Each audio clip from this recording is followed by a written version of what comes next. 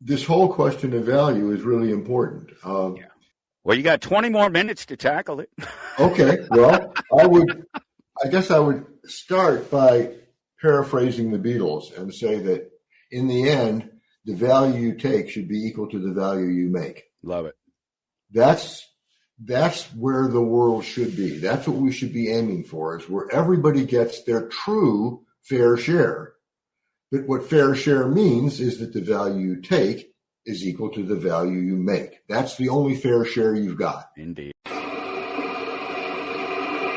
We are living in an artificially induced state of consciousness that resembles sleep.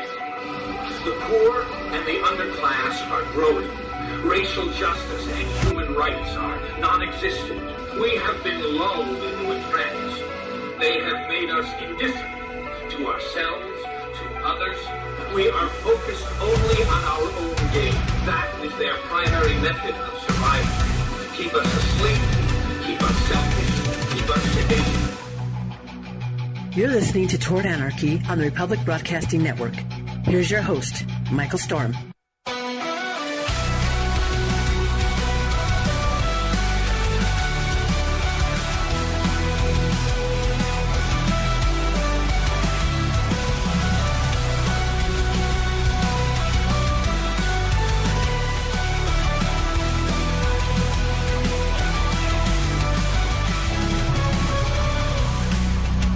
Toward Anarchy. Thank you so much for joining me. I am Michael Storm, and you are welcome to join me in my little digital playground here. It is my pleasure to be able to bring it to you every week. It's called Toward Anarchy, and every once in a while I even talk about anarchy, and occasionally I'll even tell you what Toward Anarchy means, the actual definition, if you will, of Toward Anarchy. But not today. Today I have other things to talk about. Many other things to talk about, because it's fantastic. It's a wonderful time of year, closing in on Christmas, working our way through the holidays. Hopefully it's been an easy one for you so far. I know a lot of people get stressed and start to crack around the holidays. And, you just need to stop and take a break, have a little breather, whatever it is, clear the old head, and then jump right back into it, I assume, right? That's what we have to do, because it's never ending. That's the problem, right? If it's a never ending process that you just, here we go again, let's do it again. But there's nothing wrong with it, right? Because it is the human condition. It is what we do. It is who we are. And it's just wonderful to be alive and to be able to be here, to be doing anything at all, but to be able to take some time and hang out with you and chat and share with you some of the things that I find interesting about the world. It's one of my favorite things to do in the week, so I appreciate you joining me for it. Wherever you're finding me, wherever you're hearing this, wherever you're watching this, whatever it is, please take a moment to click that like button. It is so important, and it makes all the difference in the world, because it lets me know that you're out there and that you appreciate what's going on, and at the same time, it helps other people potentially see something out there that you found interesting, that you liked, that maybe, possibly they'd like to come along for the ride too every couple hours on a Saturday night here worldwide across the Republic Broadcasting Network. It is prime time. That's one of the best things about it. It's sort of prime listening time and watching time for this sort of content, any sort of content really. And it's cool to be in that space and to be playing with the big boys out there. Wherever you find the place, wherever you find the show, give it a like, and you can follow on Facebook and X and Instagram and YouTube and Rumble and a whole bunch of other places, all at Toward Anarchy. And of course, you can go to towardanarchy.com all the time. It's always up there, whether I'm here or not, whether I'm doing anything at the moment or not. It's always up there, and it's always just kind of waiting right there, right? I every time I open the computer and open the browser, There it is. Look at that. Well, that's kind of neat. It's, who knows how long it'll be there after I've moved along. That it's not something I've thought about in the long term. I know that others have, and there are places on the internet that you can go that the people who once created them and they're no longer around. they're just not there anymore. But the website and everything that they did and everything that they created and participated in is. And I don't know. I have my little space. I invite you to come join it. TowardAnarchy.com. And when you get there, this particular episode is 2539. And if you remember, just a few weeks ago, I was telling you about economics. That's something I talk about a lot. But I was talking about the government, and I was talking about how the government is always guessing at economics and how they're always behind the ball, that they're never ahead of it. They can't be ahead of it. Everything that they're responding to, all the data points that they respond to, everything is after the fact, is after the economy has already done what it's going to do, and they're looking at numbers afterward, or they're guessing going in. They're trying to make assumptions about something that's bigger than any of us, and it's just not really possible to make long-term, greater assumptions about. I've told you many, many times, and I say it flippantly, but I absolutely mean it. There's no such thing as macroeconomics. It's microeconomics. That's the only thing there is. Macroeconomics is a game that economists and politicians and business people play to try to guess at what they're going. It's great for business people because they do short-term forecasts about what it is they're going to need for their employees, for themselves, for their company, for the customers, whatever it is, and that helps them set the future. We do in the comic book shop and in the comic book business, we have a pull list. We have a list where people sign up on it and they tell us what comic books they want to order, and then we order those comic books so that we don't have to order more or less than any comic book that we may need. And so it's something that's fine in business to go forecasting what will or what may come, especially when you have a particularly good grasp of what it is that you do and what your business is about, which hopefully you do if you're a business person and you expect to stay in business for any period of time. But when you're talking about government doing it, you're talking about guesswork, you're talking about making, even if it was the same guesses, it's the same guesses on such a larger scale and in such a less controlled environment that you have no real data points with which to work at. You only have, even when they're forecasting, that's the thing about it. Even when they're forecasting, they're looking backward at data. That's the thing about it. Whatever it is, they're looking at last year's data and say, oh, well, X number of people were born in this period of time, and the economy is going to be this big, and there'll be this industry is popping up, and it needs support, and there's no way to do it. There's just no way to do it. And I told you a few weeks back this thing, and I told you that they always get it wrong. I said the percentage has to be ridiculous. I would be surprised if it was 10% of the time or something like that. It was just a ridiculously small chance that they're able to get it. And at best, I would think it'd be like flipping a coin, right? Well, these are the things that have happened in the past. Let's flip a coin and see what we think is going to happen next time. And that's what they do, and they make their guesses and they place their bets on it, and they cost our economy and they cost us as individuals. They destroy the economy, and of course that destroys us as individuals. So I said that was a fact, that I know that to be a fact, and that to prove that it was a fact, that I would bring in an economist to back up those points. So I did. And Doug Cardell will be here at the top of the hour, and Doug he is just that. He's an economist, and he is an author as well. He was author of the book Why Socialism Struggles, Exposing the Economic Errors that Undermine Utopian Ideals.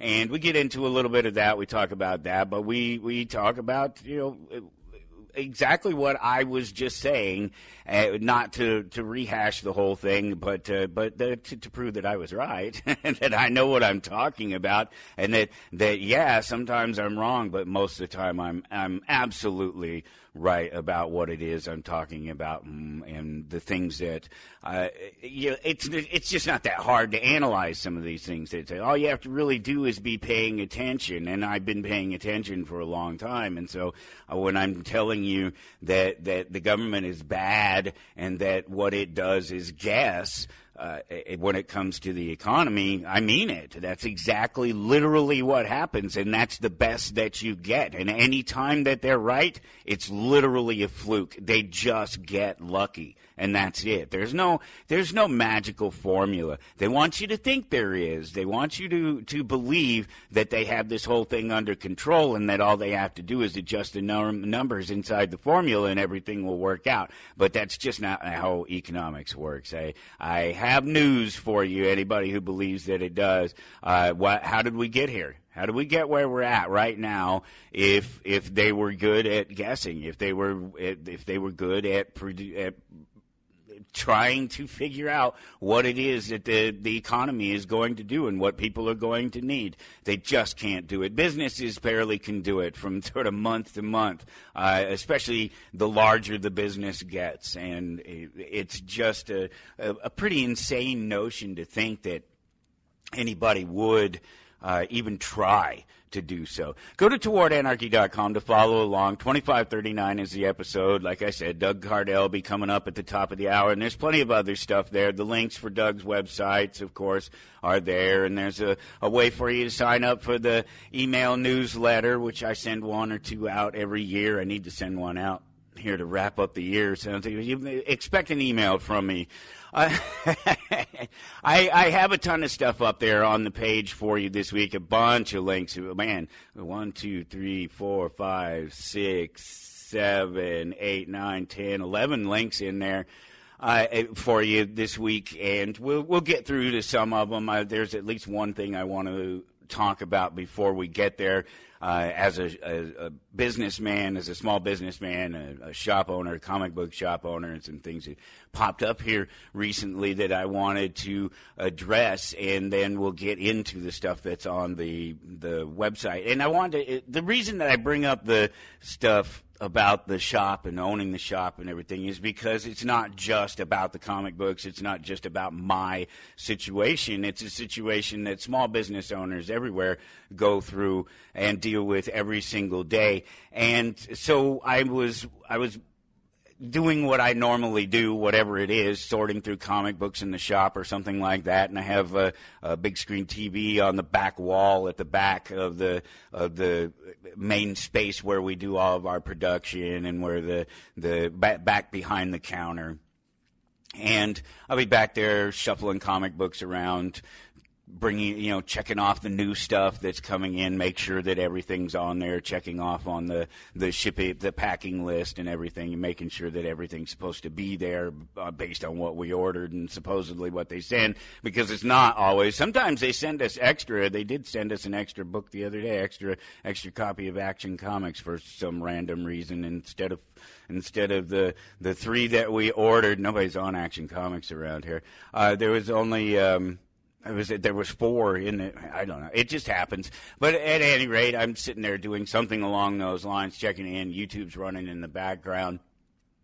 And, there's shorts or things like that. It's not necessarily just sort of hours and hours of programming that I have sitting just expected to run by itself in the background.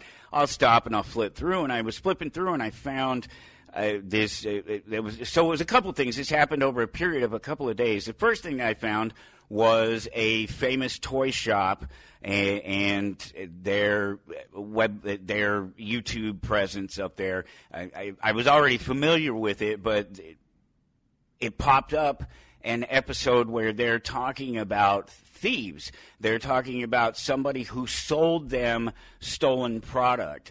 and their question was, how do they avoid it? I didn't watch it because I don't need to watch it. I don't need to know what their particular circumstance was, because I'm in the same business. I do what they do. I know exactly what they go through when they go through whether it's on a larger scale or not makes no difference.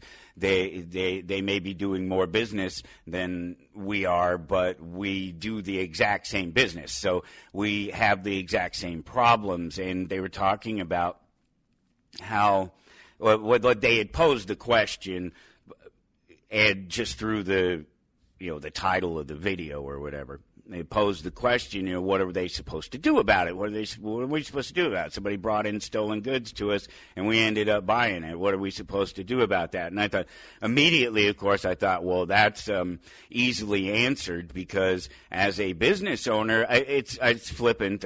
If you're up at towardanarchy.com, you can see under the Anarchist Reacts the link and everything. It says, a thief walks into a comic book shop. What does an armed comic book shop owner do? How should store owners deal with thieves? And so that's actually a number of questions, and it was brought on by that main thought that was expressed in the title of their video. And these guys are well known, and they've been in business for a long time, and they should know the answer to this question. It's not that hard to not buy stolen stuff. And I'll get to that. But then the other thing was, just a day or two later, another thing happened here where they're talking about criminals within the industry and about bad actors within the industry, and yet again, somebody with a name, somebody with connections, somebody that should know better. And I know all of these names. I could be saying all these names, but that's not the point. I'm very specifically trying to suggest to you that their circumstances don't change the approach, that the answer to their problems is the same answer regardless, across the board, so regardless of their specifics. And so there's these insiders, this big player in cards and in comic books, doing this thing again where we're what appears to be books that have been swapped out. If you look closely at the images, in a lot of cases, especially in high-dollar comic books and high-dollar cards, there are scanned images of it before it's graded and after it's graded. And so you can look at these images and you can tell. It's very, very easy. These are high-resolution, high-quality pictures that you can get right in there, and you can look and you can see, well, this is that book because here's this distinct mark, here's this distinct coloring, whatever it happens to be. Here's a crease, here's a fold, whatever it happens to be. You can see these things, and so some analysis, when something comes up, somebody looks at something and says, wow, that doesn't seem quite right. Let me go look a little deeper into that. And this happened a couple of times here over the last few years, particularly with CGC and graded comic books, but all the industry, all of the grading industry has gone through this, has experienced this, because they've done some very stupid things. Let me explain this to you. CGC, CBCS, PSA, all you grading people, stop separating the grade from the thing that you graded. For a long time, when comic books were being graded, they were put in an inner sleeve, and the inner sleeve was sealed. It's heat sealed or whatever. It's creased. You can't get it open. You can't pull the comic book out of it. And the grade was actually in there with it. The little piece of paper or whatever that shows the grade is actually sealed in there with it. So unlike the plastic case, the big plastic case that comes around them that they are displayed in, if you know comic books, you know what I'm talking about. That inner sleeve thing, you can't open it without somebody knowing. You have to make a serious effort it'd be almost impossible to open it without somebody knowing. The thing about the outer shell is that they get cracked. They're not that hard to open, depending on the age of the holder. Some of them were designed better than others. Some of them have seals in the middles, where at the length of them, where it's most likely to separate. Some of them don't, and so they're already sort of open. And those, the funny thing about that is that most of the ones that aren't, many of the ones that aren't, I don't want to say most. This has been going on for a long time. There's way too many variables to say most, all. But there's one that I'm looking at right over there. It's a Captain America issue, and I can't tell what issue it is from here, or even what the grade is, because it's an older label, and the grade is smaller, and you can't really. It's not a giant number like it is nowadays on the books, and so you can't see it from here. But that book right there, the comic book and the grade are sealed in the same thing. You can't separate them from each other. You can't open up one and leave the other sealed inside. That's the whole point of it. If you guys would get that clue, that's all it is. Go back to sealing them inside with the grade, with the book, so that they can't be taken. The problem is with them now is that you can open the top of them and slip the grade out. And it's been like this for a while now. And I don't understand why they ever changed it, because they still seal the comic book inside. That's the thing about it. They're inside the holder. The comic book is still sealed inside, like I'm talking about, but it's just no longer attached to the label. Well, if the label was attached directly to it with the comic book, there'd be so much less fraud. But the point is that they've been able over the years to pop these comic books out of there, put lower grade comic books in on a higher grade label, and ultimately resubmit the higher grade one, and then basically have two high grade covers. There's a number of little scams that they have going there, but in the end you get a lower grade book. They double up on the high grade book, and you end up buying the high grade book that actually is a low grade book that's been swapped out.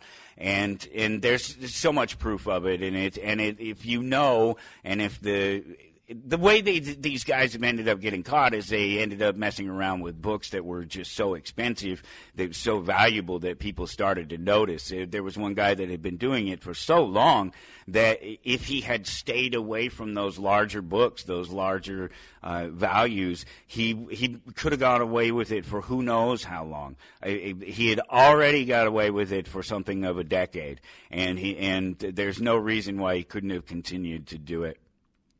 And so there's a little bit of fraud, there's all these things going on, and so it's just another thing where owners and customers have to be able to, they just have to pay attention.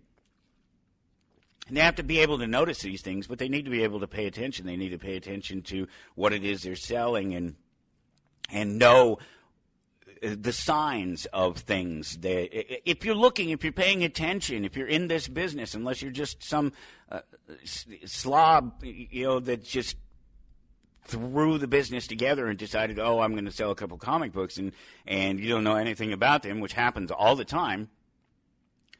You know what to look for. You know what you personally would avoid.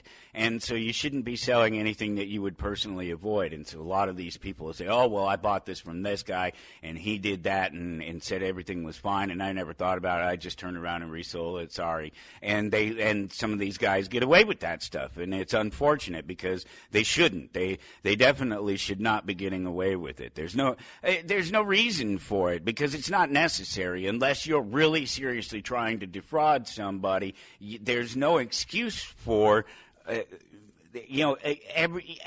things happen, of course. Accidents happen. We get that.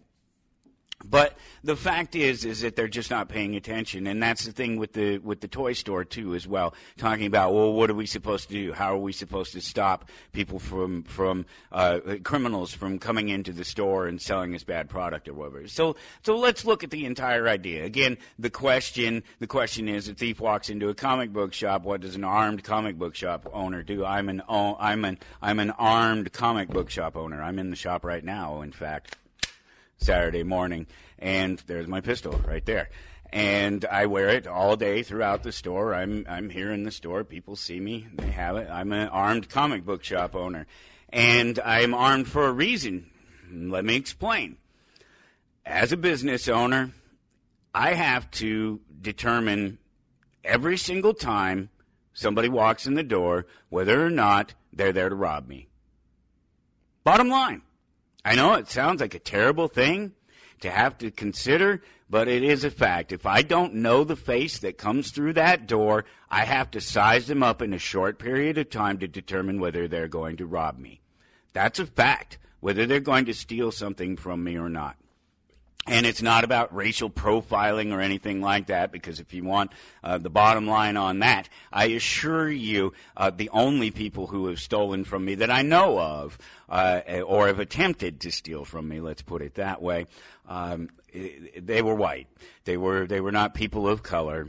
They were mostly the type of people you would expect to come wandering through a comic book shop in that sense.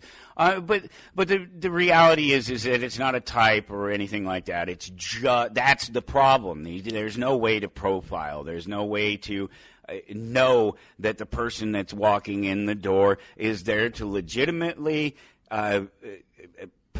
patronize your business, however you want to say it, or are they there to take advantage of you? And there's some level of that, them wanting to take advantage of you in some large number of the people that come through the door. One, because it's collectibles, and the market lends itself to people who value the things that they have more than other people do. So when they come in the door, they want more than I can give them, and sometimes they get upset about it, sometimes they don't think it's fair, whatever it is. That's not the conversation here. It's just knowing that as a store owner, that I have to figure out every face that walks in that door, whether or not that face is there to cause me a problem or whether they're just there to shop. And well, you can see me sizing people up. If you come in the store, you haven't been here before, I give you a little corner eye, and watching you, just kind of look a little bit, I'll say hi to you. Hopefully you're friendly, what have you. But I also don't try to just bother people when they're coming through the door either. I like to give them a chance to shop around and look. But so the answer to all of this is really quite simple. First, it's something that I've had to deal with over the years, and I've had to explain to the various business partners and people that I've worked with in the shops when it comes to buying stuff off the street. First of all, know who they are. That's the best way when you're buying stuff off the street, is to deal with your regular customers. And that's most of the people that come through, in fact, because it's usually, the customers that you've been dealing with. Oh, I collected all these years ago. Maybe some of them even bought from me years ago. And that happens all the time. They shuffle them back through. I read all these or whatever, or I'm into something else. I'm collecting another thing right now. And they'll trade them back in, sell them to me, buy something else from me, buy other books, buy other collectibles from me. It's a cycle. It happens all the time. And so most of the people that I would be buying stuff from, I know them. And it's not that hard to tell whether or not somebody has an item that is theirs. If they know information about it, they know things about it, they know the history, especially when you're talking about collectibles, they know where they got it, they know why they got it, they know why they like it, they know how they ended up with this thing in their collection. They've got a story, and they almost always want to tell you, and if you let them, they'll tell you, and you'll know that it's theirs. You'll know that it's legitimate, because it just is. It's just obvious that no criminal is to get a few dollars out of the local comic book shop for something that they ripped off from Walmart or something like that.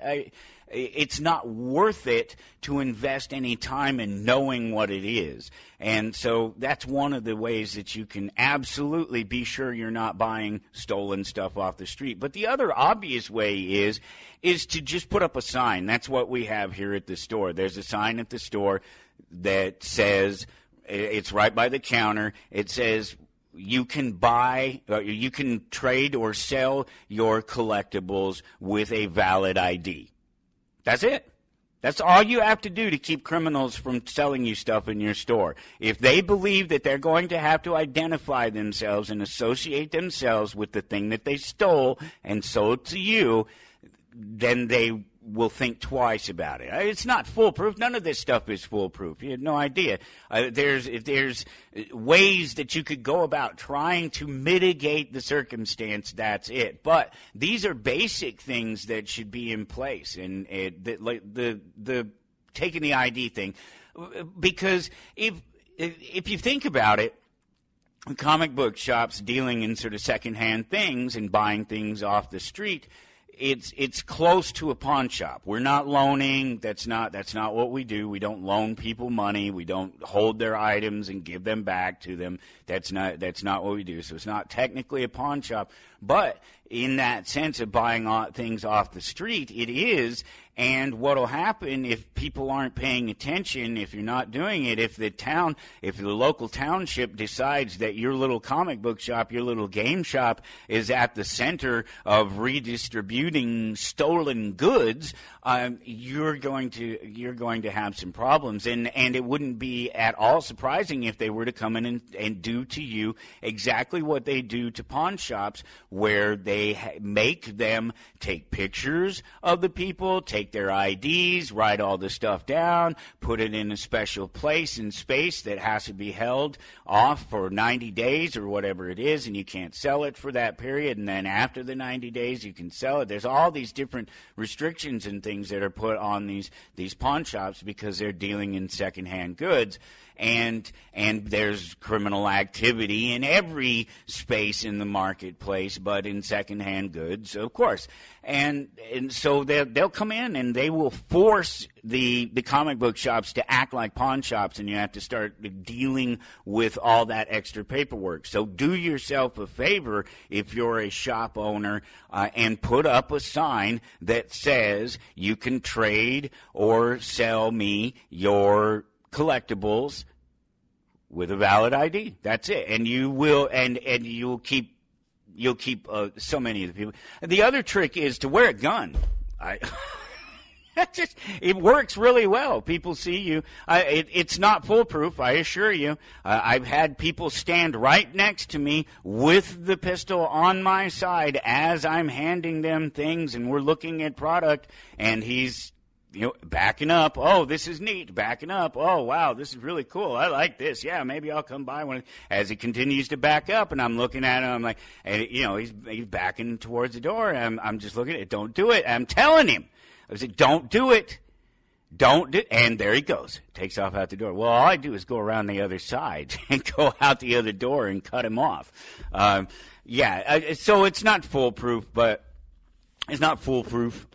Nothing is. None of these things are. But there's definitely ways to avoid taking advantage of your customers and being taken advantage of. But the reason I wanted to talk about it is because I wanted people to understand that as a small business owner, particularly small business owners, we have to watch who's coming in the door, and we have to watch them with a critical eye, because so many people coming in that you know this in your own life. You know this for a fact. There's so many people, just so many people. I'm not like it's overwhelming. There are just so many people, a percentage. There are numbers. There are an amount of people out there who are ready and willing to take advantage of anyone at any given point, and it's a much greater chance in a store, in a place like this. And so don't be offended if you come in the store, if you come into a small business and you get a weird look from the guy if it's the first time you've ever been in there. Realize that believe it. It's not about your skin color. It's got nothing to do with anything other than you are someone he doesn't know, and we have to worry. How many businesses get held up? How many businesses are robbed in any given day, anywhere, at any time? Lots. more than enough. And it's the ones that the people aren't paying attention, that they're not openly carrying a firearm in their store, that they don't make it, sort of publicly known that criminals are not welcome in their space by putting up signs that deter them, things that say guns welcome here, or judicious use of firearms would be appreciated in the event of something being necessary, of the use of firearms and force being necessary. And there's, hanging up the sign that says, we don't buy stolen goods. That's what the ID sign says. It says, we don't buy stolen stuff off the street. If you want to sell us something, you're going to have to identify yourself. And if somebody comes looking for the thing, we're going to hand them your information and say, yeah, that's the guy that sold me that thing. If that's yours, well, there you go. Go get him. He's all yours. Have at him. It really is that simple. Go back to towardanarchy.com. That was a little bit of a long thing, but there are small business people all over America that they are going through the same things. They're wondering how to deal with a criminal element, whether it's inside their store or whether it's through a product that they buy, services that they provide, whatever it is, and having to make sure that the people that they're buying from, that the things that they're getting and selling to their customers, providing for their customers, are of the quality that they suggest that they are and are of the value that they suggest that they are. That's all that's about. TowardAnarchy.com, 2539 is the episode. Doug Cardell will be in here. He's an economist. He'll be in here at the top of the hour, and we will talk with him about economics, a lot about economics, but it's a fun conversation. I know people start talking about economics and you worry, what am I about to get into? Is it dull, boring conversation? No, it's not, and that's kind of the point of having the conversation, in talking to the people that I do, because they can be topics, but the way they're presented it can make them interesting, and there's a lot of value in that. No question about that. TowardAnarchy.com, 2539. Scroll down a little bit, and there's a ton of links under the audit. One of the things I wanted to kind of look at was poverty, because it was that big article right here a week or two ago, whatever it was. It's a little off right now because we had Thanksgiving in there, and the last show was actually done quite a bit earlier than it normally would be, because there wasn't going to be anybody around the network to be able to put it across the network, and I wanted to make sure that over the weekend my show was a new show for listeners across the network. You're welcome. Support the network. Go to republicbroadcasting.org and click on that button, that donate button over there on the left-hand side, and after a couple of clicks, you're making a one-time donation, a regular donation, any amount, whatever it is. You totally control it, and Republic Broadcasting Network has been around because of people doing just that over the years, or mailing a check or a money order. That can be done too. You can give a call, 800-724-2719, extension 3, and chat with somebody about different ways that you can support the network. You can also visit shoprbn.com for the win-win. You support the advertisers. They continue to advertise across the network. It's a fantastic thing, and I'm lucky to be a part of it. And so I wanted to make sure that there was a new episode for people to enjoy over the holiday weekend. And so there's a little bit of gap here, and so things have happened, maybe more than a week is what I'm getting at.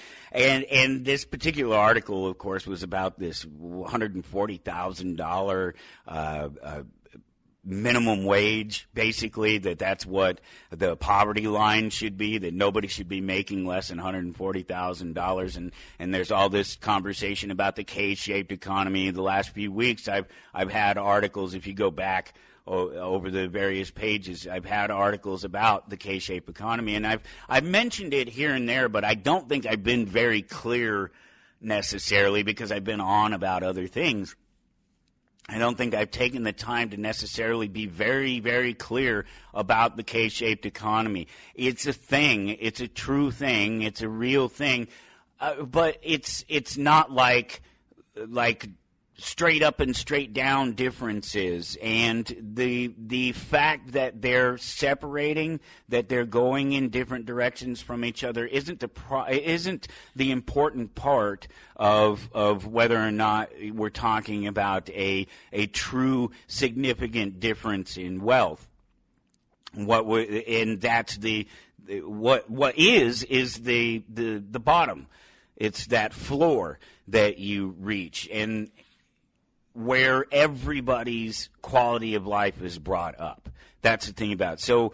So you're talking about the wealth of these rich people and politicians increasing at a greater rate and separating from us as we go down. But we're not really going down. The overall economy is going down for everybody because they've destroyed the dollar. That's the longer conversation there. But the fact is that the base has raised for everybody. The standard, the bottom standard of living has come up for everybody. And as long as that continues to come up, the K-shaped difference doesn't matter. As long as we're all progressing. Now, that's just a very, very simple statement about the poverty line and about the arbitrary nature of such a thing as the poverty line or such a thing as the minimum wage. And so that I have these links up there. There's some great examples of why you can't and shouldn't trust government on any topic, and that's one of them. But there's another one in there. It's about climate change. It's this, the whole we're in for a disaster. It's going to destroy the economy. It's going to destroy the world. None of us will be able to breathe. We'll all be frozen. We'll all be burned up. We'll all be whatever it is. It's a climate crisis. And in this case, they were talking about the money, and they just retracted this study. This is a big study, and there was all these positions based on the information, people making their guesses about the future that I was just talking about earlier, based on this erroneous information. And the information was so bad that there was a 39% discrepancy from a single data point.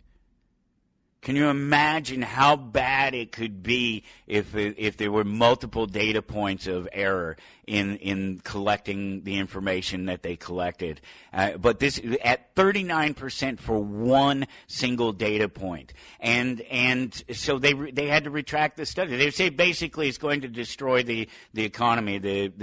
Us having to deal with climate change is going to destroy the economy, as if the economy wasn't already destroyed. Isn't that convenient? Oh, well, it's because we have to cover the spending for something that we have no control over. An invisible ghost of futures possible is coming to get us, and we have to throw money at it. And well, if it destroys the economy, well, at least we did it for the climate, for our future, right?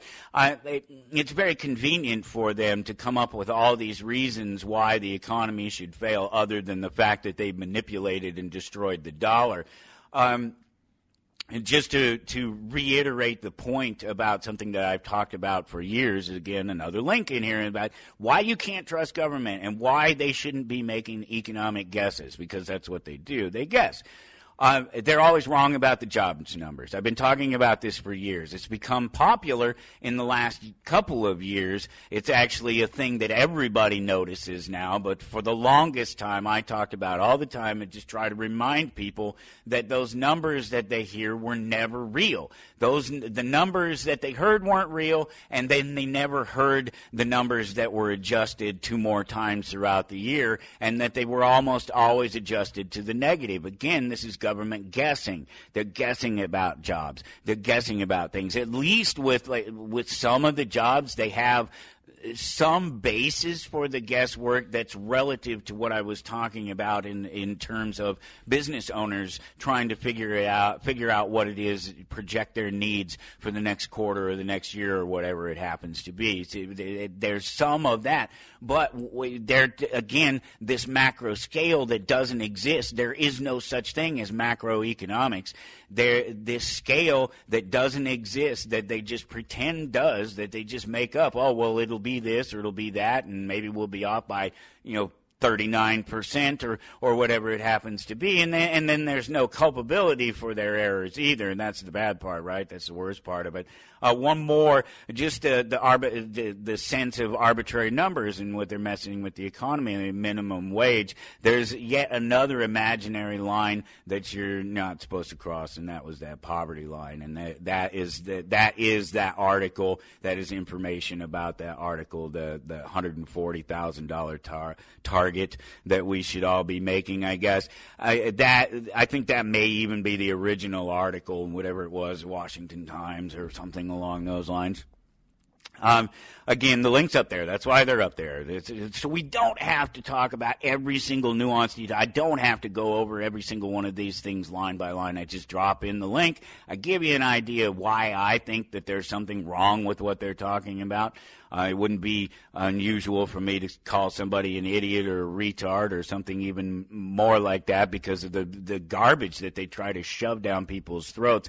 One of the reasons that you can't trust government is real simple, and it's in the marketplace of ideas. It's in the notion that there's a free market, free speech, and that distorting that information, that you can distort that information when something comes along and threatens the control of that information. They use tools like this idiot here wrote this article about pretending that the market of ideas wasn't already controlled. The argument is that the market of ideas isn't working. Well, it's because they're not free market ideas. We're talking about sort of Adam Smith and some of the things that he worked on, and the idea is that the invisible hand and things that manipulate, that appear to be manipulations through the market, but that there's just the natural actions and reactions to people solving their wants and their needs in the marketplace, and that's what the invisible hand is. That's what I understand it to be. I do have to give you just a little bit of a caveat here. The fact is I've never read Adam Smith. I have no idea I have no idea exactly what it is that he talks about. But I understand what the invisible hand represents. I don't have to have read every single Adam Smith book to understand what the invisible hand represents. And obviously, this person doesn't understand, and most people don't understand it. They get it off into mystical and weird stuff, and it can go a little bit weird. I think weird is the right word to use. It can get a little bit strange. You following some of these things, you end up following spirit animals around or something like that, and it's not a joke. I'm not saying that because it sounds funny. In economics, look out for the spirit animals.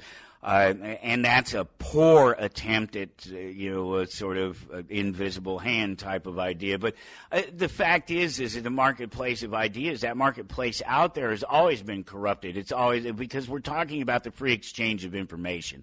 Ultimately, this is a tool. This guy, this person that wrote this article is another tool for oppression, repression, for silencing people. They're suggesting that because they don't see a particular value in a set of information, or they see that they believe that a set of information is wrong, it doesn't fit their worldview, that it's bad, that nobody should be able to express that point of view, that the government should step in and silence those people. That's why I share articles like this all the time. It's an example, oftentimes in the links that I share, they're examples of what not to do when you're trying to talk to people, what not to do when you're trying to convince them that we need to make a change. And so because you're given so many bad examples, and people take it to heart, and they're so bad about it, and they're simple, and they're based, and they're basic. Sorry, they're simple and they're basic. And that wouldn't matter, except that these are the same people who vote. These are the voters. These are the people that are going to go out there and, for what it's worth, make the decisions for the rest of us. They're the ones. They don't understand. They're angry. They don't have a problem with the use of force through government because they see government as a force for good, because everything else they see as bad. It's not that government is good, it's that they see everything else as bad. You know, you guys deserve the America that you have right now, especially the haters. The America that you hate is your fault. The America that you hate is a direct result of trying to force other people to do things that they don't want to do, think things that they don't want to think, and be people that they don't want to be. And it's just this cycling back and forth and ratcheting them up of the rhetoric and everything surrounding the idea of an individual's right to just be who they are, just be left alone. But you have so many tools like this guy and articles like this where they bash the most free, basic ideas, the free market of ideas. They're literally saying the free market of ideas don't work anymore, and that all information has to be controlled, and nobody should be able to hear anybody else. They don't want you to like it. They don't want you to follow it. They don't want you to listen to another point of view. It's a good thing that you don't really care what they would like or wouldn't like you to do, and you just do what you want to do, right? Because otherwise you wouldn't be listening to somebody like me. You wouldn't be hearing another point of view. And it's extremely funny to watch the cult members running around calling each other cult members. There was a article. Here it is. I have the link. I want to pull it up. Let me get there. It's the Daily Beast. I was in a cult. Here's how you feed your MAGA family at Thanksgiving. So again, just one from just a little bit back, just before the holiday there. And it's just hilarious that anybody on the left or the right calling somebody on the left or the right a cult member is laughable. You're all cult members. It is the cult of personality. It is the cult of democracy. It is the cult of people who believe that somehow there's a collective power that exists that doesn't exist in the individual, and they're right. It does. It's called force. It's called violence. It's called it's called politics. It's called democracy. That's what these things are. They're all ways to force other people to do what other people want them to do. And I don't know if you've noticed or not, it's not working out really well. That's what I say. You deserve the America you have, because you've used the force of government. You've used the rule of law. You've abused those things and use them against each other to force the things that you don't like about America that really don't have any effect on you. We talked a lot about that last week, about people crossing imaginary lines that aren't your lines. They aren't your borders. They're not your job. They're not really your problem. That's the case of most of these things. You deserve the America that you have right now because you created it. You made these weapons. You turned democracy and politics into a weapon. They were already weaponized. You just helped them point them at the people and things that you don't like. And it really sucks when somebody else gets a hold of the weapon and turns it back around on you. And it never goes back. It never goes back. It's never undone. It's never changed. The government, that manipulation, that collective, it never gives that power back. You never get that back. Ever. And here's proof of it. The very next article, it's in Denmark, because so the cult members are calling the other cult members. That's how you end up getting what just happened in Denmark, where 100 years of democratic socialist rule was just ended by democratically electing other socialist rulers. It's amazing. That is the headline. It's that in Denmark, social democracy is failing, and they've had this party of social democrats, the democratic socialists. It's all the same thing. They're all the same thing. Democracy is socialism. You might as well not separate the two words. It's political socialism, which, as opposed to economic socialism. So it's this idea that these people, their socialism failed. We need Uber socialism. That's all that they've done. They're moving on to the next level of socialism, which isn't any better than the previous level of socialism, and it's certainly not better than true free market capitalism. And so what happens is that you get where we are now. You get where everybody's an activist. They're all out on the streets, and they're all complaining about this, that, and the other thing, and they're trying to make their voices heard. And they're making their voices heard through a din of various collectivist socialist ideas.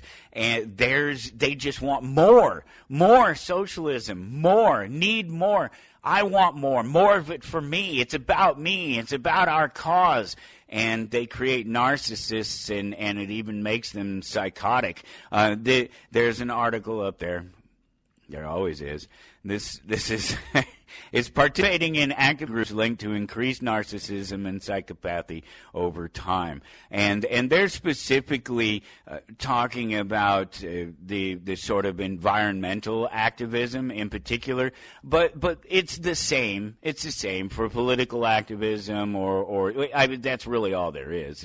Activism is about politics. It's about choosing one side over another. It's never about freeing people. I know, because I've been down on the street. I've watched it happen. I've watched the people, because there are too many of these basic players in there. There are too many of these NPCs, these people that don't care. They just don't care. And I've heard it my whole life. I don't care. I just want them to send me my check. I just want my money. I don't care what they do. Just send me my check. And that's what so many people have that's their attitude about dealing with government and dealing with government thieves and the theft that is the redistribution of wealth through our socialist democratic system, through any democratic system. It doesn't matter if there's going to be some level of socialism. The question is whether or not it's a voluntary. There would be a such thing as voluntary socialism. If socialism didn't amount to you must give your money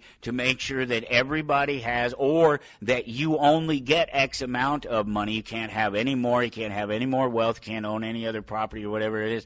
If it wasn't for these dictates through it, if it was all voluntary, it's like, oh, well, we have a situation where we need to this thing in our community. We need to help these people are struggling, or we need a new road, or whatever it is. These things theoretically could all be done voluntarily, so I don't want to hear any weirdness about how you going to do it other ways. Voluntary cooperation, just like the rest of us do out here every single day. It's only the politicians and the cowards that have to use the force of government to make people deal with them and work with them. They have to use their guns instead of protecting themselves and their property to force people to do business with them. They're some of those people that I have to worry about coming in the door, whether or not they're going to rob me. Well, actually, I don't have to worry about that. I know every time government comes in the door, they're going to rob me. I shared this other link again because I just wanted to reiterate the 6 tactics used by violent extremists and the fact that they're the exact same tactics that politicians use. So that link is up there. National Guard shooter was a CIA zero-unit asset. There you go, just a little something for the conspiracy-minded. That's right, the whole D.C. thing, the guy that shot the National Guard members there in D.C., he was a CIA zero-unit asset in Afghanistan. He was one of these, he was part of one of these groups created by the CIA. They've been doing this for, how many years are we at now? 75 years they've been doing this, at least, and they've been, and manipulating, sort of entire countries, and they created these units that they would use to do whatever they do. Obviously, if you go out and you create these things and use them for violence, it's to separate yourself from the violence, and that's what they've done with this. And it's just, the story came up, I knew people would want to hear about it. Look, I'm just about out of time. Disarmed citizens encourage crime and violence. Armed citizens encourage criminals to find a safer line of work. Harry Brown said that. Baltimore City homicide rate has gone way down since they introduced concealed carry in 2022. And we'll be right back. The single biggest intellectual error during my political lifetime has been to confuse freedom with equality. In fact, equality, being an unnatural condition which can only be enforced by the state, is usually the enemy of liberty. You're listening to Toward Anarchy.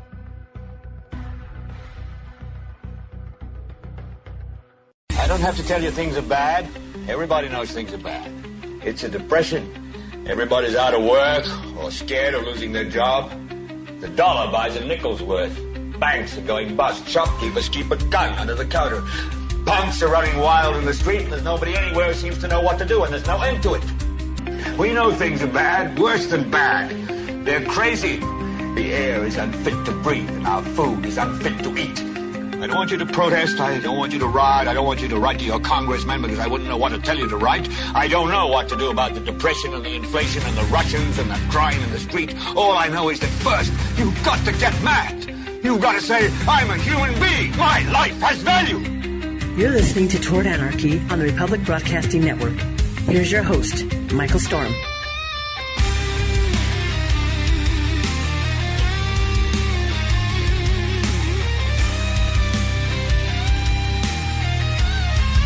And here we go off into hour number 2, towardanarchy.com to follow along, as always. And I'm excited about this because we don't get to talk to many of these guys because, what do we need them for, right? You'll find out what I mean very soon as we get into the conversation and you get to towardanarchy.com. You'll see Doug Cardell is my guest for episode 2539. And you will see that he is an economist. And so now you know what I mean. We don't have a lot of use for economists around here because economists in our world are kind of, it's a black and white sort of proposition. And we will definitely get into this because it's economics and your wealth and your exchanges and the things you do with other people that are considered economic exchanges are either voluntary or they're not.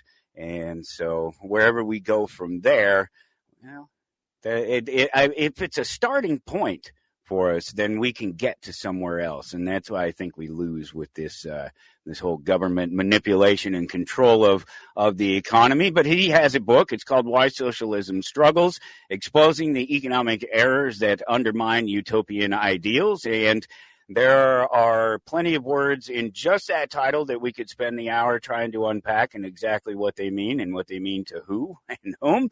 Websites, whysocialismstruggles.com and dougcardell.com if you want to know more. And, of course, episode 2539 at towardanarchy.com. All the links will be there for you. You don't have to remember this.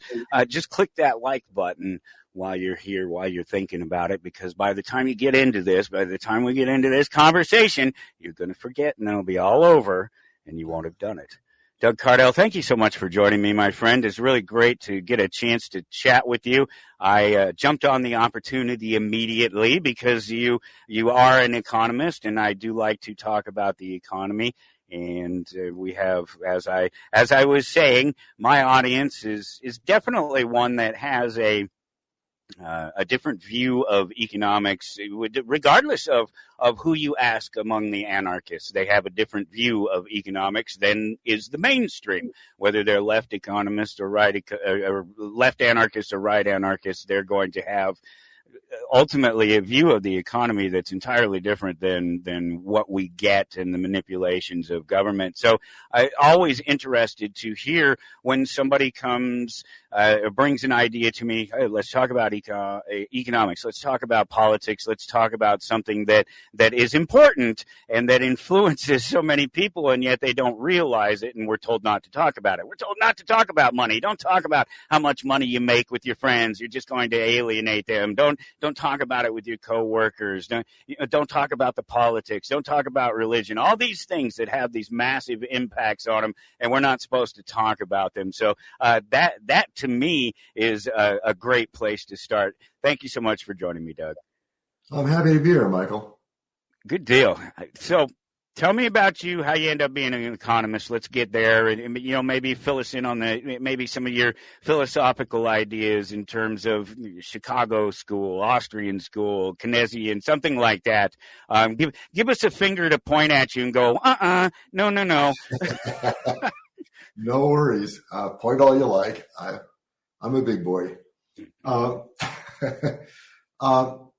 I guess why don't we start at the beginning? Most people don't understand what economics is, and most people have it wrong. It's not about money. Right. Economics is about the effective or efficient use of resources. That's it.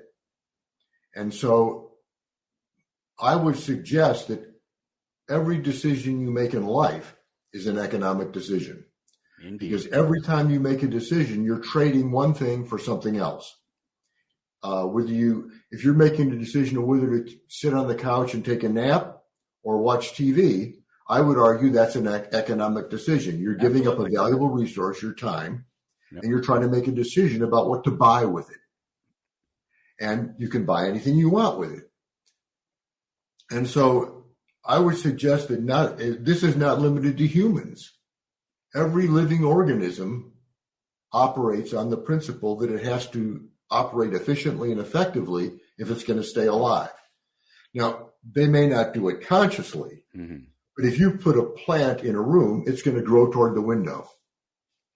Does it know it's growing toward the window? I have no idea. I've never been a plant as far as I know, so I don't know how they think, if they think. But I know they behave as though they do think. If you put a cow in a field with a bale of hay 100 yards away and another one 500 yards away, it's going to go to the one 100 yards away every time. Because at some level, again, I don't think he thinks about this, but at some level, there's some understanding that going to a bale of hay burns calories. And if he doesn't get more calories from the bale of hay than he burned getting there, he's in trouble. Now, again, cows don't do calorie calculations, but again, they behave as though they do. And so that's the first thing to understand about economics, is that everything is economics. Every decision you make, everything that happens. Now, I assume you're talking more about economics in the political sense, and that's, of course, a factor.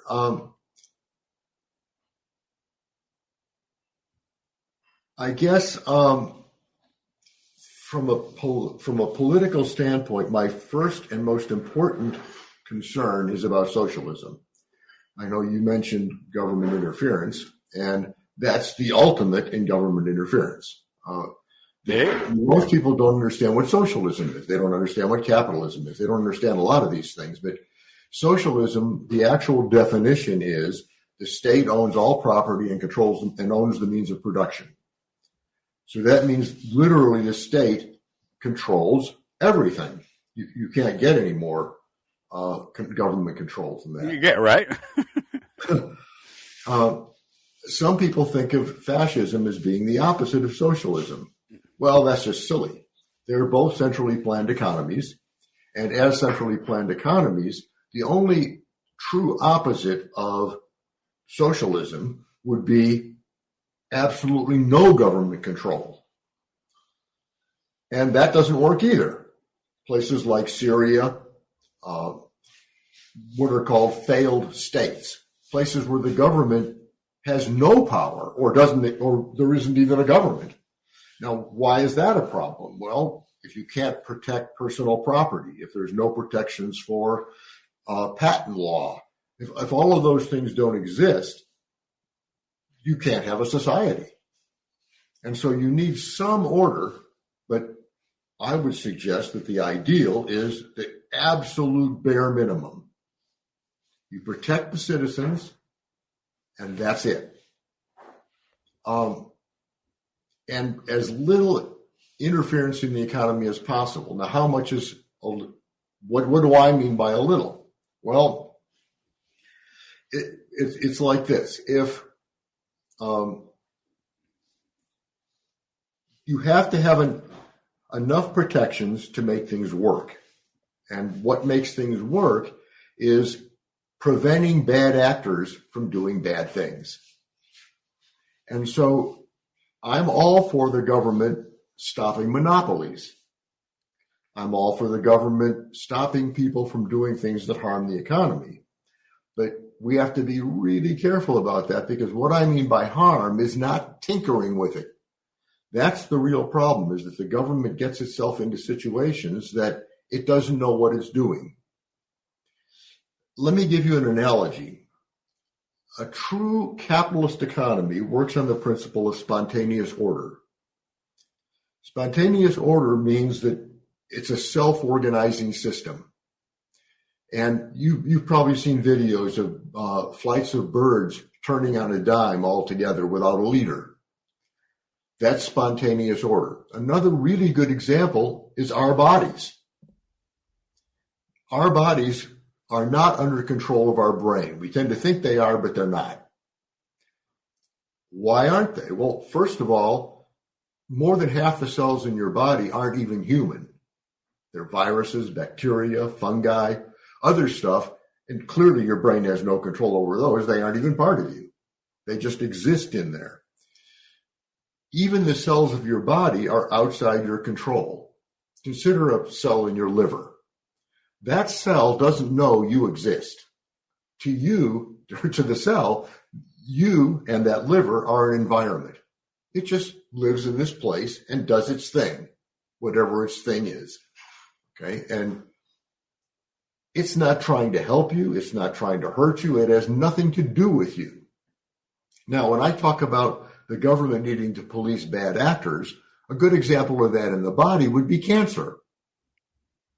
If, God forbid, one of us gets cancer, we have to then take some sort of action. We become the government. And we say, okay, I've got to do something about this. I've got to go get radiation or chemo or something so I can stop this bad actor, the cancer cell, that's out of control and being selfish. It's glomming onto all the resources and to your disbenefit. And so we have to take action. The government needs to behave the same way. If there's something in there that's harming the body, fine, stop it. If something is harming the economy by overtly doing something, I don't mean accidental byproducts, I mean by overtly doing something, then the government should step in. Another example would be in the environment in general. Squirrels operate in an environment of spontaneous order. They don't go around gathering nuts with the intent of planting trees. That's just something that happens as part of spontaneous order. All the squirrel is thinking about is saving nuts for the winter. Same thing with bees and honey. Bees aren't out there thinking their job is to pollinate flowers. They think their job is to gather honey. And that happens to end up pollinating flowers and helping the environment. That's the way spontaneous order works. And almost any attempt to interfere with that is going to goof things up. If somebody tried to get bees to collect nuts because they thought that was a better way of doing things, it's not going to work out well. But that's often what the government does. They look at one situation and misapply it somewhere else. So they're out there trying to get squirrels to get honey and bees to make nuts and wondering why it doesn't work. No. All right. That's a lot to take in to begin with. It's a good place to start. And it leaves a lot of room to work in, because we're on the same path. We understand that economics is about individuals and their actions and solving their wants and needs, and not about these dollars and M this and M that and what. Yeah, those are all byproducts of what we were already doing, or the manipulations of some other third party interfering in things. So we're down. We get the basics down. It should be a voluntary system. Basically, we should be all, voluntarily acquiring and redistributing our wealth as we see fit, without much, if any, interference from third parties. Certainly not uninvited third parties. And so then the question is, of course, what is the government's role in this and what it's supposed to do? And I like how you make a clear distinction about keeping the marketplace, if you will, society, a safer, relatively safer place in which to do things, taking out bad actors from it, as opposed to it getting involved in suggesting what is a bad act and what isn't a bad act necessarily, relative to, who's participating in it and who is claiming is being harmed by what they're participating in, because that definitely limits the government in that area. And you made it a pretty good point there, was that the biggest harm that the government does to us is manipulate our economy as it does, because it harms everything and everyone within the economy, not just like wars and things like that. All of this is debatable in terms of sort of maybe bottom line numbers of lives that you can count and put in graves maybe. But the fact is that all of us that are still alive are out here dealing with all these manipulations from government all the time anyway. And so I think those manipulations far out, and those dangers and the damage that is done by that far outweighs even those wars. And frankly, if they weren't allowed to manipulate those economies the way they do, they wouldn't be able to conduct the wars the way they do, because government doesn't produce anything. It has no means of producing wealth. It only takes from one and gives to another, and most of it is to itself, to wage war on the economy, on homelessness, on the guys that are coming over the border. Yeah.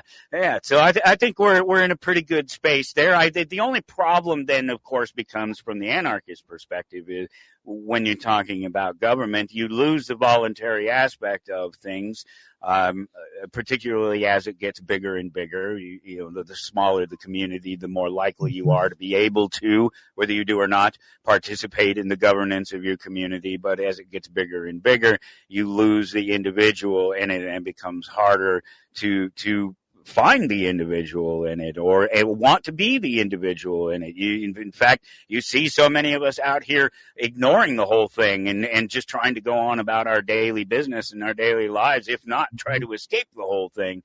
So yeah, I think we're aside from that thing that happens with government when you give it a mandate, when you give it power, that it takes more power than you give it, and eventually becomes the Leviathan, the thing you can't defeat, you can't destroy.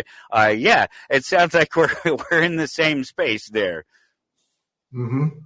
Yeah, the government as it exists today is nothing at all like what the founders imagined.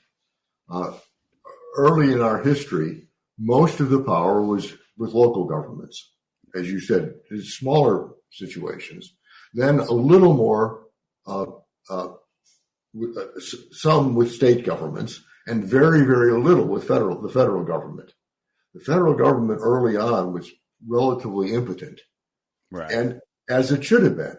There are big issues that do have to be dealt with, and they probably do have to happen at the federal level.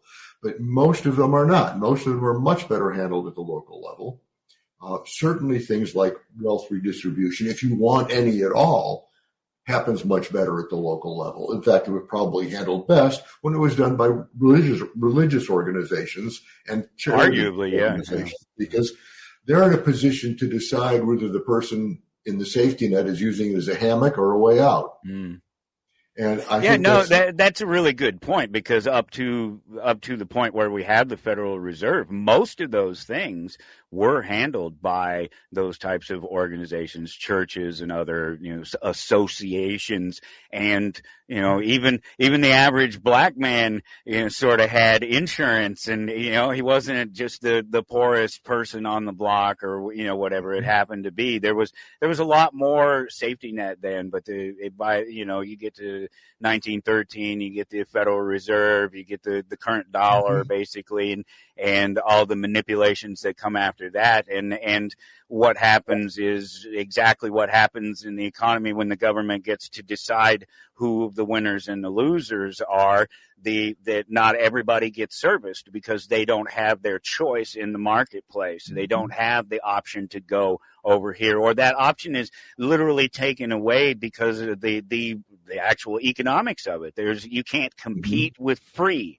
And so that's something that the first things that go away are those services that required somebody to give you money or give that organization money to provide for somebody. But now that comes through a tax donation or something like, and then you see what happens. It's historically, you can just look at it. You look at what our economy was, individuals, how it's hard to compare such a long time ago, 112 years ago or whatever. There's plenty of data out there, but you get it, right? Yeah, it's there. Yeah, the real data is there, and you can even kind of look at the pictures, and you can look at the things that are going on, and you can see that generally speaking, people are better off, and it's right around that same time period that we start getting involved in world wars and things like that, and there goes your economy right along with it. Mm-hmm. Yeah. I would suggest the Federal Reserve was a big mistake. Yeah. If not just a mistake, it's built on a misapprehension. The idea there is that the government can predict what's going to happen, intervene, and solve it. Mm-hmm. Well, in the first place, that very first sentence is incorrect. You cannot predict. Nope. It's absolutely impossible. One of my pieces of published research was to study the personal consumption index over a 30-year period. Okay. That's probably the best measure of what's happening in the economy. Yeah, right. And just to make a note, it in itself is a lagging indicator. By the time you're studying that information, these things have already happened within the economy, and it's moving on to something else. Right. And what I looked at the Federal Reserve's prediction of what was going to happen a year out, and then I looked at what actually happened. Okay. They were right 46% of the time. I'm surprised that it's even that high. But that's not as good as flipping a coin. Sure. Yeah. No. Absolutely. Right. And yeah. So, at least the odds. Yeah. Yeah. Yeah. And so that's the problem: is that you can't plan what you can't predict. Yeah. So in socialism or in any centrally planned economy or marginally centrally planned, which you could say ours is that what they do is they hire somebody like me and say, okay, Dr. Doug, you run the economy. So that means I've got to figure out how many cars are going to have to be made next year, how many cell phones are going to have to be made, how many loaves of bread. Clearly, that's a fool's errand. No economist worth the name is going to take that job on because it's impossible. I can't know all that stuff. And I mean, I'm pretty good at my job, but I'm not that good. And I would argue that nobody is. It's just impossible. That's why spontaneous order works better. The problem is this. the economy is the epitome of a chaotic system. Yeah. And chaotic systems first began to be discovered in the early 70s. A guy named Lorenz discovered that the weather, if he made a tiny, tiny change in the inputs of a weather model, it made gigantic changes in the outputs. He's the one that coined the phrase, if a butterfly flaps its wings in Brazil, will that precipitate a tornado in Texas? Yeah. And why is it so unpredictable? Well, you're dealing with a system that has trillions and trillions of air molecules, and all of them affect each other. They also, the ground and water molecules affect all of those things affect the weather. It's supposed to be pouring rain right now here where I am in Arizona. It's sunshiny and nice. And what Lorenz was able to prove very conclusively is that you can't predict the weather more than about 2 weeks out. And even then, it's iffy. Beyond 2 weeks, it's hopeless. The economy is pretty much the same way. If you want me to tell my boss in a corporation how many cell phones to make next week, I can give him a pretty good idea. But beyond a week or two, right, I'm getting into just making guesses because I have to see how the market reacts. And those are the things we don't know. We could make a similar assertion to Lorenz's and say, does buying a pair of shoes in Peru precipitate a depression in Poland? And it very well could. Fair enough, yeah. And that's the problem, is that you can't predict, you can't plan what you can't predict, and prediction is impossible. Yeah.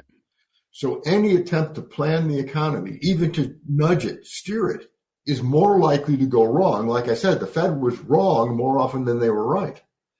And if they were taking actions on those predictions, they'd be steering us in the wrong direction more times than in the right direction. Yeah. And most economists now would agree, Milton Friedman did a whole big thing on it, that it was the Fed that caused the Great Depression, that they made too many mistakes and misread the situation.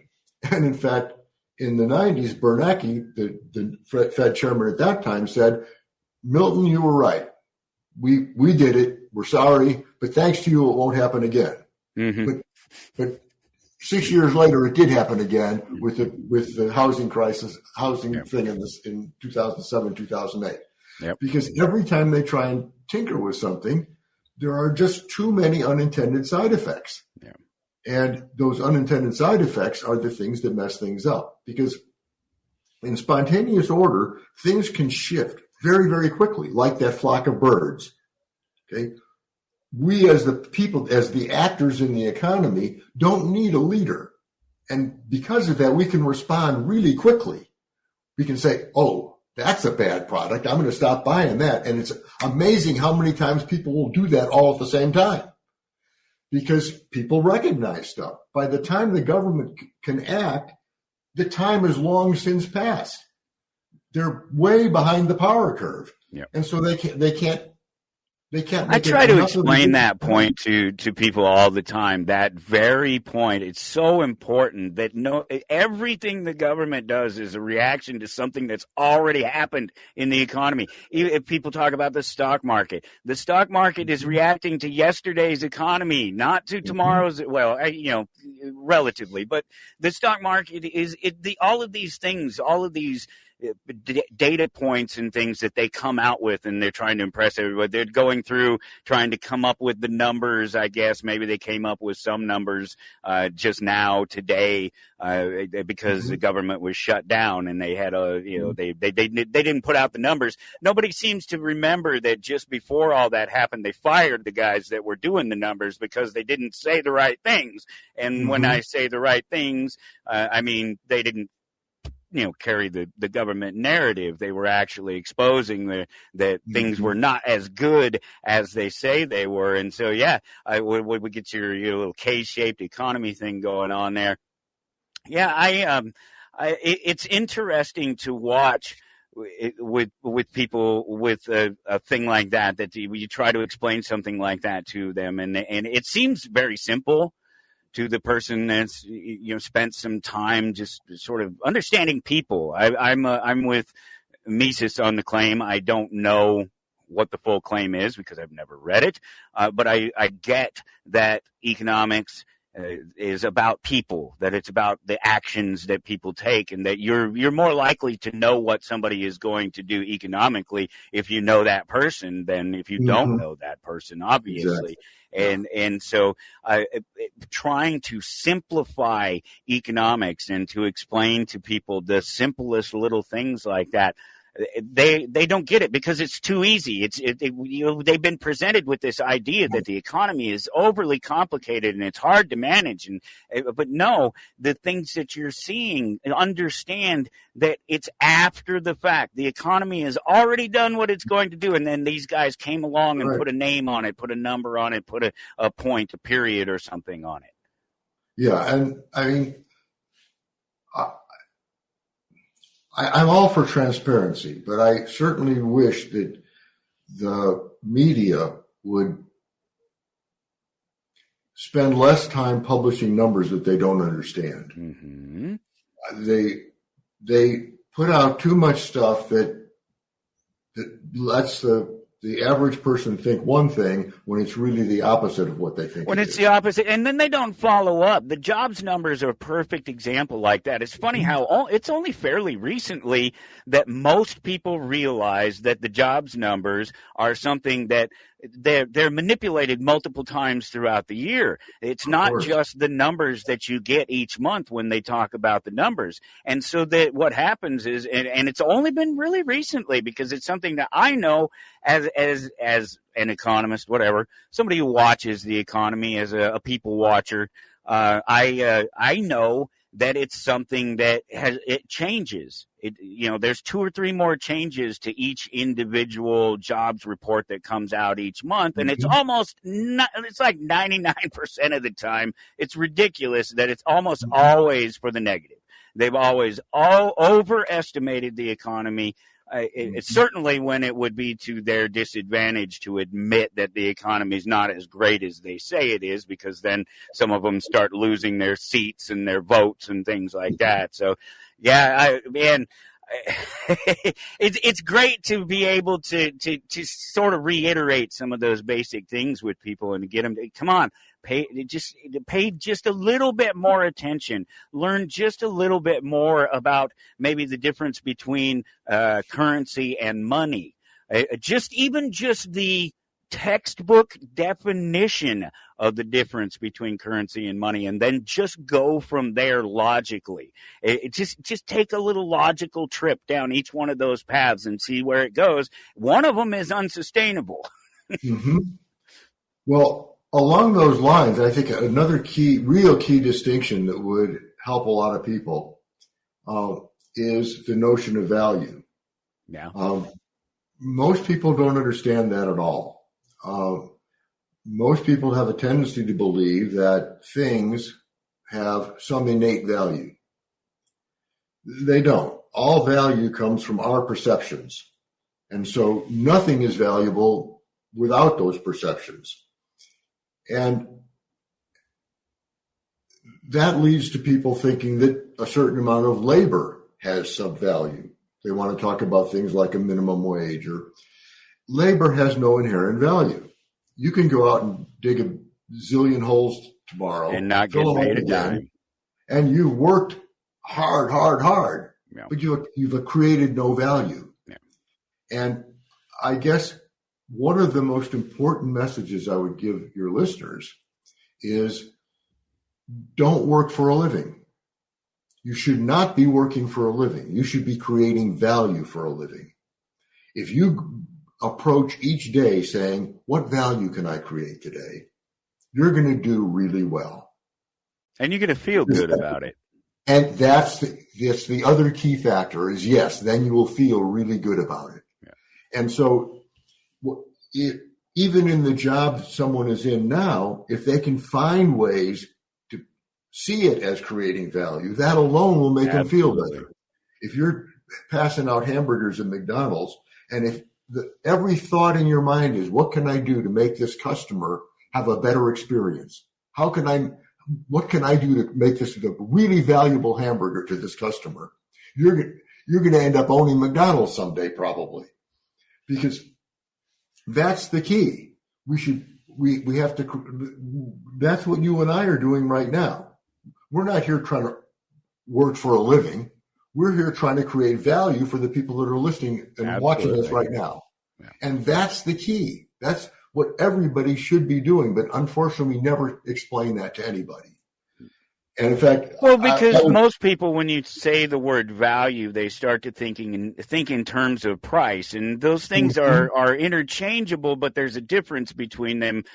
As soon as you stop talking about money, if you stop talking about money, value becomes something more than price and valuation of market items. So yeah, I like the argument about the intrinsic value of things, because that is the very definition of fiat.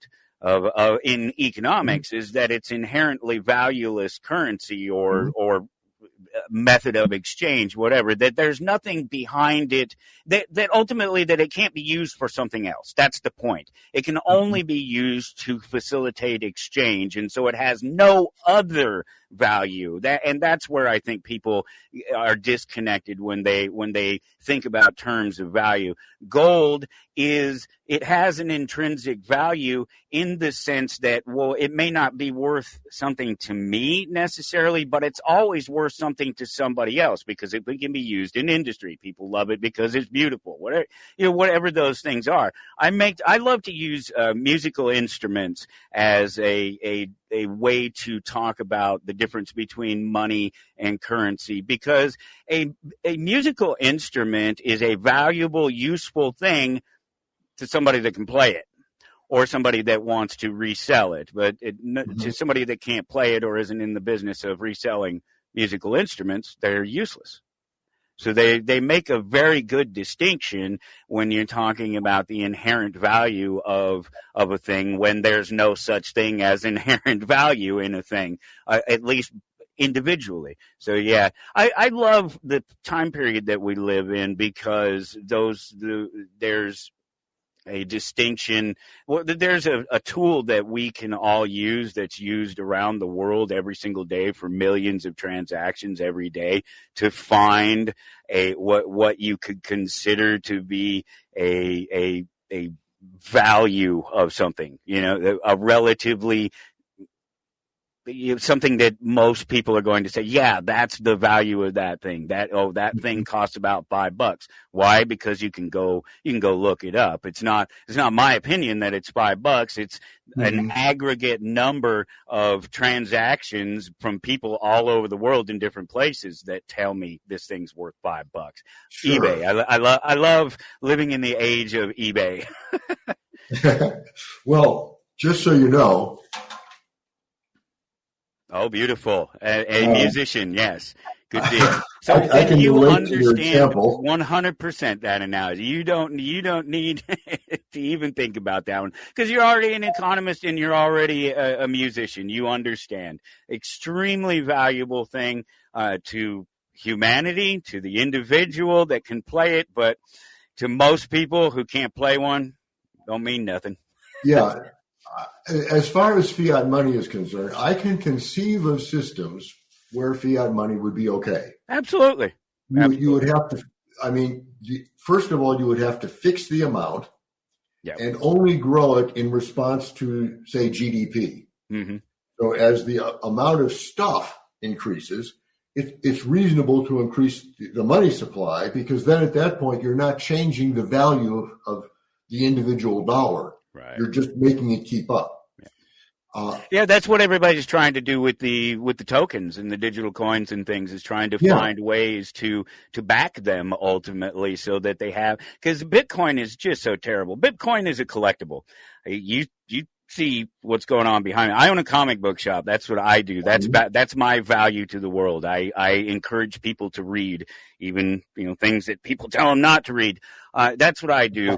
I encourage people to read, and I deal in the collectibles business. And if you want to know what Bitcoin behaves like in the market, like a collectible, and it's exactly like it, because there are only certain people that want it. and you have to go to certain places to exchange it. You can't just go anywhere and exchange it for the things you can't go into the average market and buy a loaf of bread for it. You have to go somewhere and change it into dollars and then go buy yourself a loaf of bread. That would be collectibles. If you have a collectible, you have a comic book, but you want another comic book and you don't have the money to buy the comic book, you could trade it directly for the comic book, maybe, but if the value's off, you have to trade for another currency. You have to get the other currency. You have to pay the difference in another currency, whatever it is. So I liken Bitcoin very much to a collectible in its terms of its behavior in the marketplace, and of course the fact that it is fiat because it has no other value than to facilitate exchange. So sure, and that can be okay. And that could be okay. And clearly it is okay for the people who are spending one hell of a lot of money on it and making a lot of money on it. Yeah, I think this whole question of value is really important. Well, you got 20 more minutes to tackle it. Okay. Well, I guess I would start by paraphrasing the Beatles and say that in the end, the value you take should be equal to the value you make. Love it. That's where the world should be. That's what we should be aiming for, is where everybody gets their true fair share. But what fair share means is that the value you take is equal to the value you make. That's the only fair share you've got. Indeed. I love that. And trying to put that in terms of this much or that much, everybody should have this, it's utter nonsense. It's anti-human nature. It's anti-humanity, because it takes away the power of those economic decisions that we make. And as we said when we started out, that's the basis of life, is economic decisions. And if we aren't allowed to make those, we aren't free. We're not free. Yeah.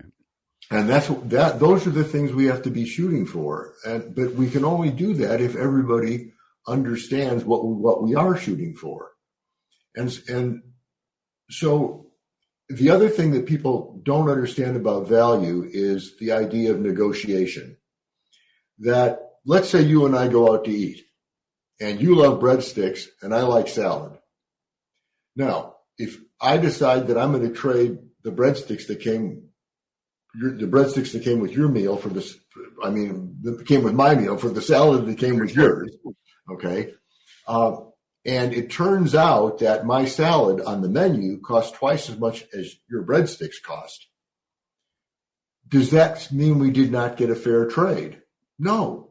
Nope. We both got exactly what we wanted. And the menu price is unimportant. It means nothing. That's the whole basis of the way trade in the economy should work. And the inherent difficulty in that is this. Each of us has our own set of values that you could think of them as a list, but they're more like a web because they change all the time. So what's the thing you value most? What's the thing you value next, so on and so forth. And it comes down to being something as simple as breadsticks and salad. And so if I have something of greater value to you than it is to me, and vice versa, and we trade, any outside evaluation of that trade is meaningless. We both got what we wanted. Yeah. And that should be the basis of all economics, is that can I trade something that I don't value as much for something that I think this is why I have no problem all of these years, going around and talking about economics the way I do, having no official authoritative position in economics. Nobody ever stamped one of my documents or something and said, you can talk about economics. It was the fact that I grew up in a flea market. I grew up in Commerce City, Colorado. Commerce City, Colorado is where the Mile High Flea Market is. The Mile High Flea Market is one of the largest outdoor flea markets in the world. It was like 8-mile walk one way. It's a big market. And I grew up there. every weekend, multiple times every weekend for many, many years of my life. And so my understanding of economics is you and I are happy, done deal. That's it. That's all economics means to me. The comic books are the same way. People will bring us comic books all the time. And look, they'll call me on the phone. And I hate phone shoppers and, whatever, because you got to come look. You got to come see the stuff. Or I have to see what your show you want to sell me or whatever you want to trade me. Sure. They'll call up and they say, do you buy comic books? And I say, yeah, it depends. Sometimes, I've got 250,000 of them in the store. Sometimes I buy some. Sometimes I don't. And what I tell them is I say, look, you bring them down. There's no promises. I'll take a look at them, and I'm going to tell you two numbers. I'm going to tell you what they are objectively worth according to eBay or whatever, mm-hmm. and I'm going to tell you what they're worth subjectively to me. And mm-hmm. those are two different numbers. Sure. And if you don't mind, I'm going to steal your flea market example. I think that's excellent. I hadn't thought about that, but that really is a perfect way of looking at how the economy should work. Yeah. It should be like a flea market where I get to trade something I don't want for something I want more. And whether it's cash or whether it's items or whatever, because I've done both all over the years as a buyer and a seller at flea markets, and a high, like a high end type of seller, not just not just somebody who's out there just selling their junk out of their garage, as in. Before that Storage Wars show came along, where they open the storage lockers and they pretend to buy the stuff that's inside. Yeah, that's what I did. That's what me and my buddies did. And we buy the lockers and we go through the stuff and we take the stuff of any value and we take it out to the flea market for a couple of days and sell it. And as the week is coming to an end, we're not wanting to take any of it home. We're not wanting to put it in another locker, go through that whole thing again. You start clearing stuff out, $5 a bag or something like that, Sure. So, yeah. Yeah, that's a great example.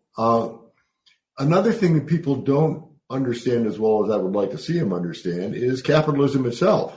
Yeah. People think of capitalism in entirely the wrong way. Yeah. And they don't because of ancient history, basically.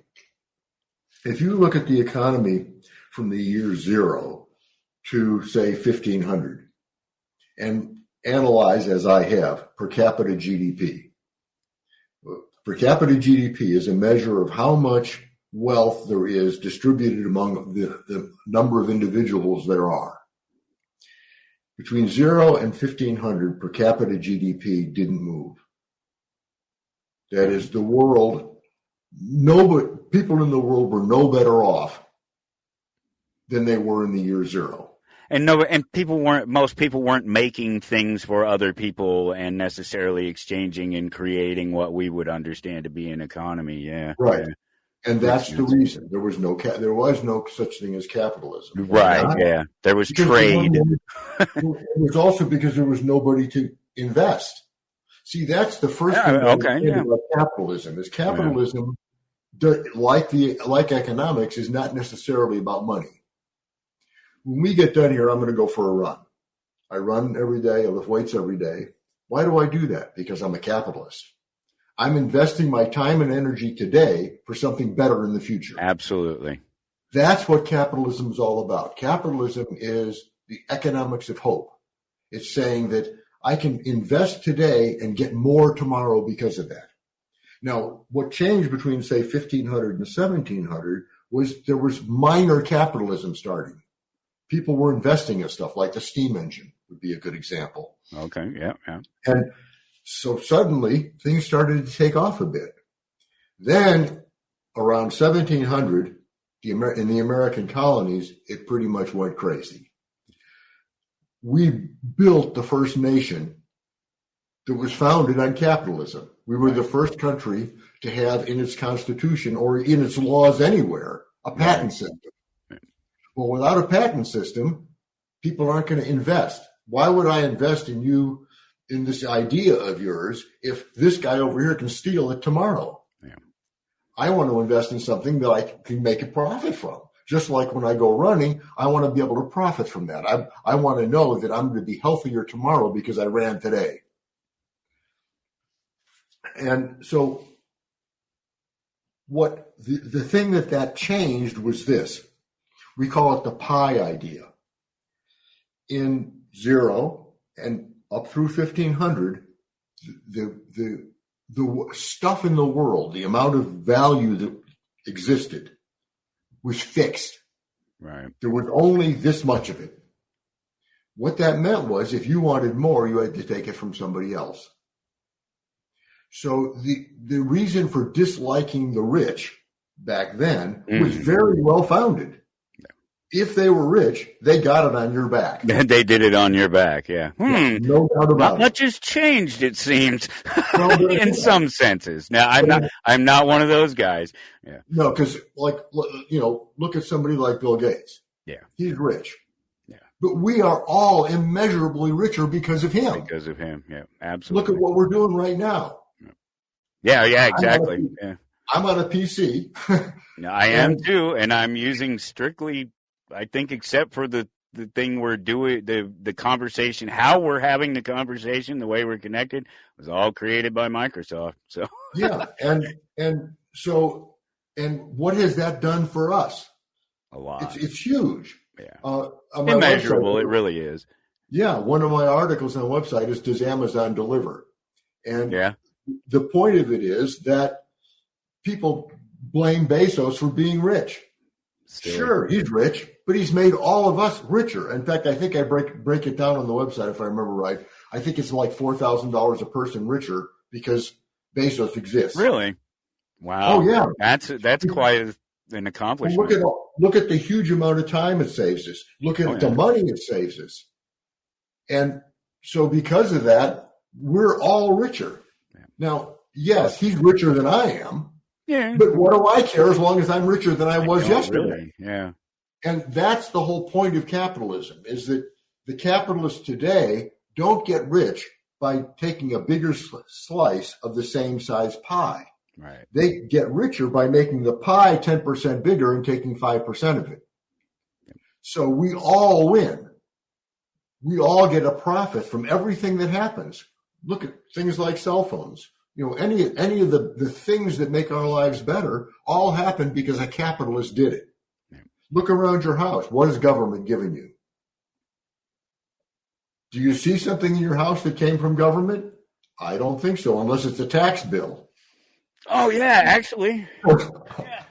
There you go. There you go. There's the homeowner's tax bill right there. Yeah.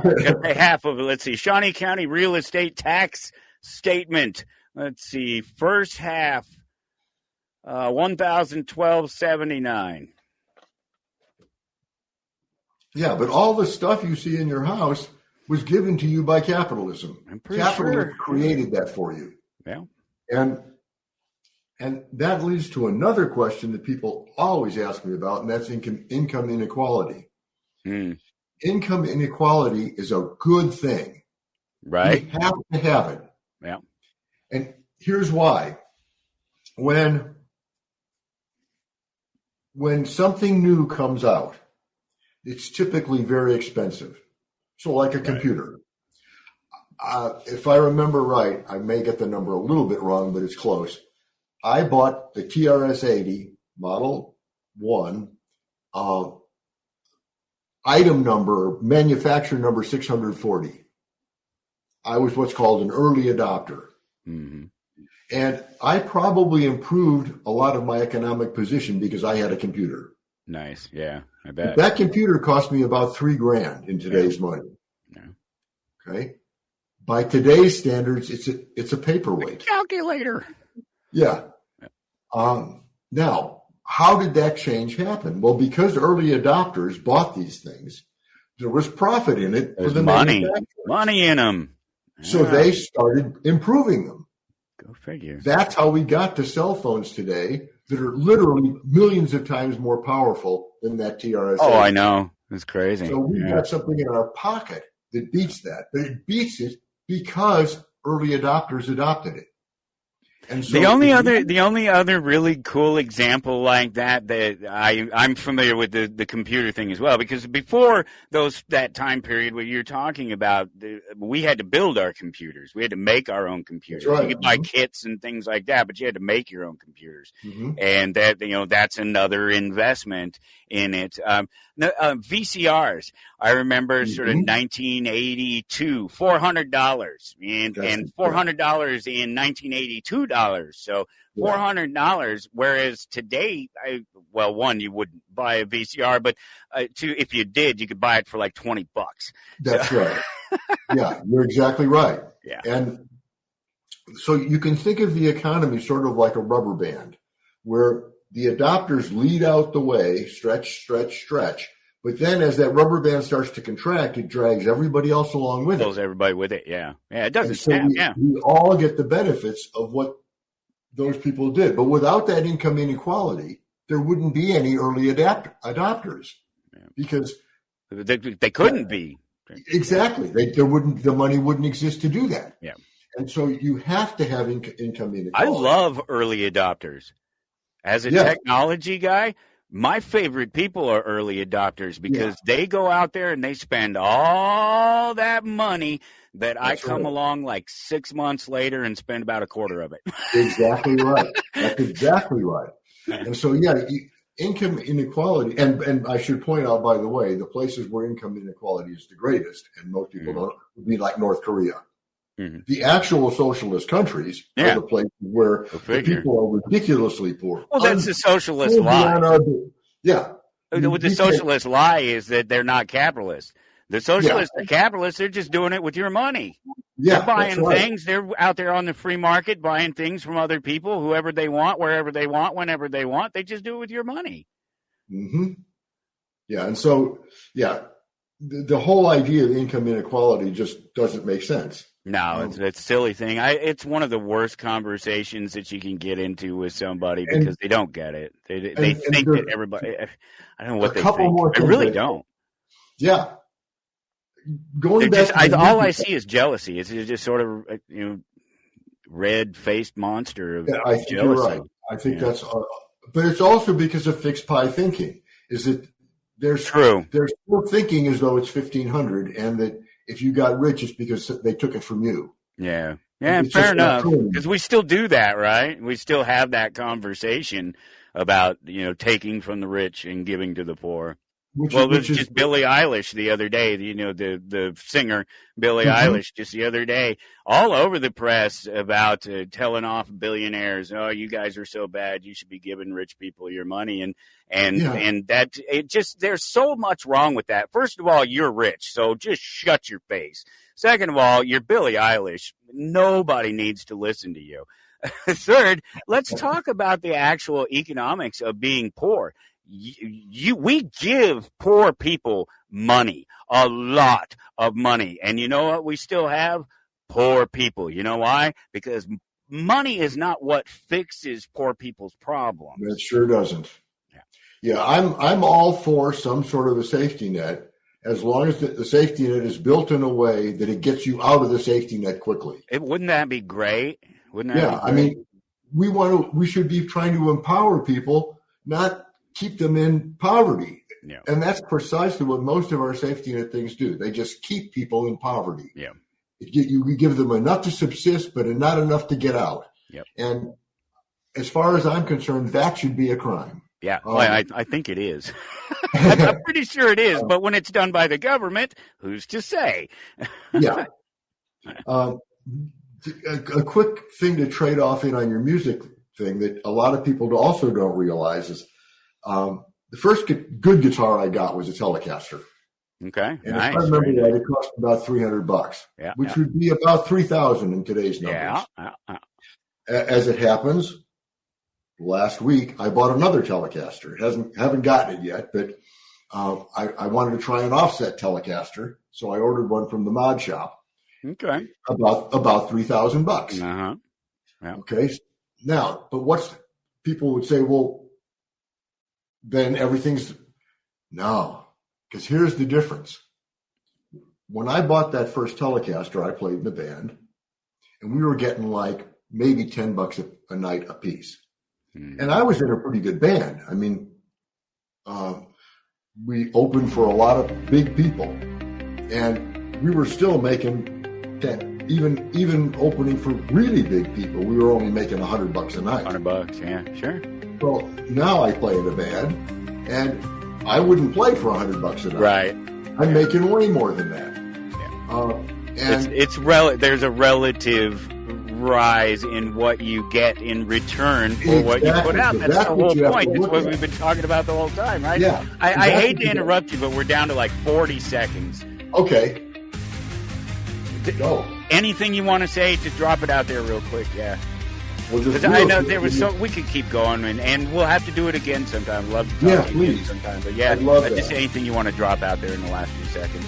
Well, you want to look at what the time it takes you to make something. So that Telecaster, back then it cost me 30 hours of work to get a Telecaster. Now it takes me a couple of hours. Right.